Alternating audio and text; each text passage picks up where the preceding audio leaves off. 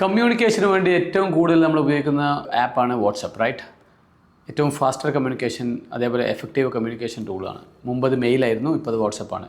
അപ്പോൾ ഈ വാട്സപ്പിന് നമ്മൾക്ക് എങ്ങനെ കൂടുതൽ എഫക്റ്റീവായിട്ട് യൂട്ടിലൈസ് ചെയ്യാം, അതാണ് ഇന്ന് പറയാൻ പോകുന്നത്. ഒന്നാമത്തത് നമ്മളെ ഒരുപാട് ഗ്രൂപ്പ്സ് ഉണ്ടാവും അല്ലേ? നമ്മളെ പൊളിറ്റിക്സ്, അതേപോലെ നാട്ടിലെ വിശേഷങ്ങൾ, സ്പോർട്സ്, ഒരുപാട് ഗ്രൂപ്പ് ഉണ്ടാവും. ഇങ്ങനെ ഇമ്പോർട്ടൻ്റ് അല്ലാത്ത ഗ്രൂപ്പിനൊക്കെ ആർച്ചീവ് ലിസ്റ്റിലേക്ക് മാറ്റിയിടുക. ആർച്ചീവ് ലിസ്റ്റ് പറഞ്ഞാൽ വളരെ ഈസിയാണ്, ഒന്ന് സ്വൈപ്പ് ചെയ്യേണ്ട ആവശ്യമുള്ളൂ. സോ ദാറ്റ് നമുക്ക് വാട്സപ്പിന് രണ്ട് രീതിയിൽ നമുക്ക് ഓപ്പൺ ചെയ്യാം. ഒന്ന് ഇമ്പോർട്ടൻറ്റ് മെസ്സേജ്, പിന്നെ ആർച്ചീവ് ലിസ്റ്റിലെ ഒരുപാട് കാര്യങ്ങൾ. ഈ ആർച്ചീവ് ലിസ്റ്റിലെ കാര്യങ്ങൾ നിങ്ങൾ വെറുതെ ഇരിക്കുമ്പോൾ എങ്ങനെ എന്ത് ചെയ്താൽ മതി, ഓപ്പൺ ചെയ്ത് നോക്കിയാൽ മതി. അതിലിങ്ങനെ മെസ്സേജസ് ഒന്നുകൂടി കിടക്കുന്നുണ്ടാവും.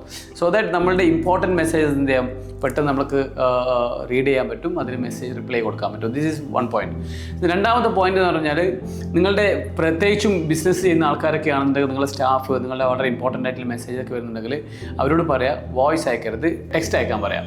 ഈ ടെക്സ്റ്റ് അയച്ചു കഴിഞ്ഞാലുള്ള ഗുണം, ടെക്സ്റ്റ് മെസ്സേജ് അയച്ചാലുള്ള ഗുണം എന്താണെന്ന് വെച്ച് കഴിഞ്ഞാൽ, ഒന്ന് അയക്കുന്ന ആളിൻ്റെ കൂടുതൽ എന്തെങ്കിലും എഴുതില്ല, വളരെ ഷോർട്ടായിട്ട് എന്ത് ചെയ്യും, അയക്കും. അത് മാത്രമല്ല, നമുക്ക് വായിക്കുമ്പോൾ ഒറ്റ നോട്ടത്തിൽ തന്നെ എന്ത് ചെയ്യാൻ പറ്റും, നമുക്ക് മനസ്സിലാവും. അത് മാത്രമല്ല, പിന്നീട് നമുക്ക് സെർച്ച് ചെയ്യുന്നുണ്ടെങ്കിൽ അതിൽ ഏതെങ്കിലും ഒരു പോയിന്റ് വെച്ചിട്ടുണ്ടെങ്കിൽ നമുക്ക് സെർച്ച് ചെയ്യാൻ പറ്റും. ഇത്രയും ഗുണങ്ങൾ എന്നിട്ട് ടെക്സ്റ്റ് മെസ്സേജിനുണ്ട്. ആൻഡ് തേർഡ് പോയിന്റ് എന്താണെന്ന് വെച്ച് കഴിഞ്ഞാൽ, നമ്മൾ ഒരിക്കലും റിപ്ലൈ ചെയ്യാൻ സമയമില്ലാത്ത സമയത്ത് വാട്സപ്പ് ഓപ്പൺ ചെയ്യരുത്. അതെന്താ സംഭവിക്കുക എന്ന് വെച്ച് കഴിഞ്ഞാൽ, നമ്മൾക്ക് റിപ്ലൈ ചെയ്യാൻ സമയമുണ്ടല്ലോ, ജസ്റ്റ് ഒന്ന് ഓപ്പൺ ചെയ്ത് കഴിഞ്ഞാൽ ഇമ്പോർട്ടൻ്റ് ആയിട്ടുള്ളൊരു മാറ്റർ ആണെങ്കിൽ നമ്മൾ വിചാരിക്കുന്നത് പിന്നെ റിപ്ലൈ ചെയ്യാമെന്ന് വിചാരിക്കും.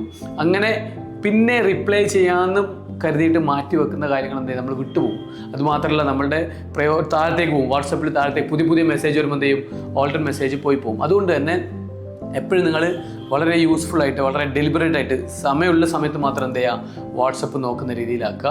പിന്നെ എല്ലാവരും ഉപയോഗിക്കുന്ന ഒരു കാര്യമാണ്, നമ്മുടെ വളരെ ഇമ്പോർട്ടൻ്റ് ആയിട്ടുള്ള ഗ്രൂപ്പ് അല്ലെങ്കിൽ ഏതെങ്കിലും വ്യക്തികളുണ്ട്, അതിനെ നിങ്ങൾ പിൻ ചെയ്ത് വെക്കുക. സോ ദാറ്റ് നമുക്ക് ടോപ്പ് ആയിട്ടുള്ള എന്ത് ചെയ്യും, 3 കാര്യങ്ങൾ നമുക്ക് 3 ആൾക്കാരെ 3 ഗ്രൂപ്പിനെ നമുക്ക് എന്ത് ചെയ്യാൻ പറ്റും, പിൻ ചെയ്ത് വെക്കാൻ പറ്റും. അതുകൊണ്ട് തന്നെ നമുക്ക് എന്ത് ചെയ്യാൻ പറ്റും, നോക്കുമ്പോൾ വാട്സപ്പ് നോക്കുമ്പോൾ തന്നെ ഏറ്റവും ആദ്യത്തെ 3 എണ്ണം എന്ത് ചെയ്യും, ഈ പിൻ ലിസ്റ്റിൽ നമുക്ക് കിട്ടും. ഇനി അഞ്ചാമത്തെ ലാസ്റ്റ് കാര്യം പറയുന്നത്, നിങ്ങൾക്ക് അയക്കുന്ന ആൾക്ക് അല്ലേ, നമ്മളൊരു വാട്സപ്പ് അയച്ചു, അതിന് ചിലപ്പോൾ നമ്മൾ റിപ്ലൈ വെയിറ്റ് ചെയ്ത് കേൾക്കും, ചിലപ്പോൾ റിപ്ലൈ കിട്ടുന്നുണ്ടാവില്ല. ഈ റിസീവ് ചെയ്ത ആളുണ്ടല്ലോ, അതർ സൈഡിലുള്ള ആൾക്കാർക്ക് നിങ്ങളുടെ മെസ്സേജ് കിട്ടിയിട്ട് ആൾ ഇതേപോലെ എപ്പോഴെങ്കിലും ഓപ്പൺ ചെയ്തിട്ടുണ്ടാവും, ഇങ്ങനെ മാറ്റി വെച്ചിട്ടുണ്ടാവും, റിപ്ലൈ ചെയ്യാൻ ആവശ്യം മാറ്റി വെച്ചിട്ടുണ്ടാവും, പിന്നെ അതിങ്ങനെ താഴത്തേക്ക് പോയിട്ട് അതിനെ മറന്നു പോയിട്ടുണ്ടാവും. അതെന്ത് ചെയ്യണം, നമ്മൾ വളരെ ഇമ്പോർട്ടൻ്റ് ആണെങ്കിൽ റിമൈൻഡ് ചെയ്തുകൊണ്ടേ ഇരിക്കണം. മേ ബി ഒരു മോർണിംഗിലോ ഈവനിങ്ങിലൊക്കെ എന്ത് ചെയ്യണം, ജസ്റ്റ് ഒന്ന് റിമൈൻഡ് ചെയ്യും. സോ ദാറ്റ് നമ്മളുടെ മെസ്സേജ് എന്ത് ചെയ്യും, അവരുടെ വാട്സപ്പിൽ ടോപ്പ് പ്രയോറിറ്റിയിൽ വന്ന് നിൽക്കും. So these are the useful tips to use WhatsApp effectively, what I think. Thank you. Have a nice day.